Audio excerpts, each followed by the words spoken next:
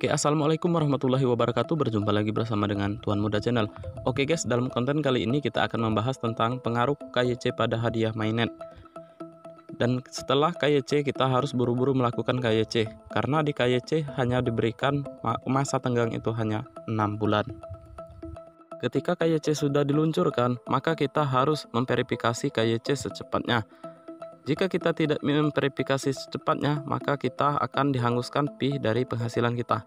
Oke guys, supaya tidak gagal paham, segera dan simak video ini sampai habis. Akan ada masa tenggang selama 6 bulan kalender bagi pioner untuk menyelesaikan KYC. Setelah itu, pioner kehilangan semua fee yang ditambang di luar jendela 6 bulan bergulir dan tidak dapat mentransfer fee yang kehilangan ke mainnet. Retensi fee yang ditambang jendela 6 bulan berlanjut tanpa batas waktu hingga mereka lulus KYC atau kebijakan KYC berubah. Perhatikan bahwa kerangka kerja penambangan jendela KYC ini hanya akan dimulai ketika lolos ataupun solusi KYC secara umum tersedia untuk semua perintis yang memenuhi syarat di masa mendatang. Dan akan diumumkan kepada komunitas sebelumnya.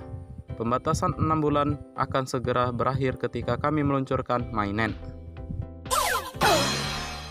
Karena pentingnya kemanusiaan sejati dalam penambangan berbasis jaringan sosial kami, hanya perintis yang lulus KYC yang dapat mentransfer saldo telepon mereka ke blockchain. Tujuan kami adalah agar sebanyak mungkin pioner sejati lulus KYC. Sebagaimana dijelaskan lebih lanjut di bawah ini, jendela 6 bulan bergulir melayani tujuan penting berikut. Mencapai keseimbangan antara memberi pioner waktu yang cukup untuk meloloskan KYC dan menciptakan urgensi yang cukup untuk meloloskan KYC.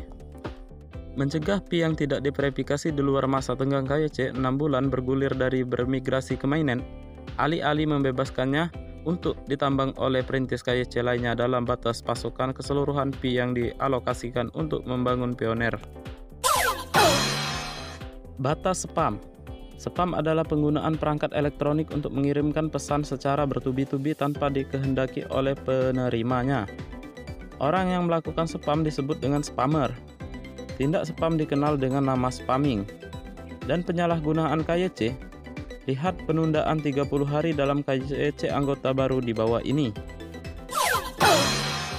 Jika perintis tidak lulus KYC tepat waktu, transfer mainnet dari saldo mereka dan saldo perintis lainnya memiliki di lingkaran keamanan dan tim rujukan akan tertunda.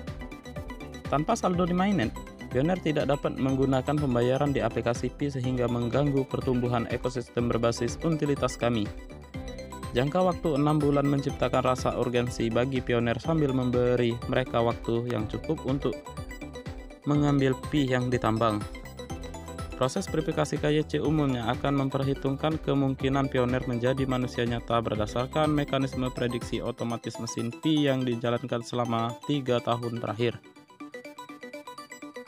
Yang baru dibuat tidak akan dapat segera mengajukan verifikasi KYC, sehingga setelah 30 hari, ini membantu jaringan membatasi kemampuan bot dan akun palsu untuk meluncurkan spam dan menyalahgunakan proses KYC kami. Dan memprioritaskan sumber daya validasi KYC untuk pioner manusia yang sebenarnya. Terakhir, fee yang hilang dari perintis yang menunda verifikasi KYC lebih dari 6 bulan tidak akan ditransfer ke mainnet dan tidak akan diperhitungkan dalam perhitungan tingkat penambangan dasar B. Di seluruh sistem setelah masa tenggang KYC, 6 bulan bergulir.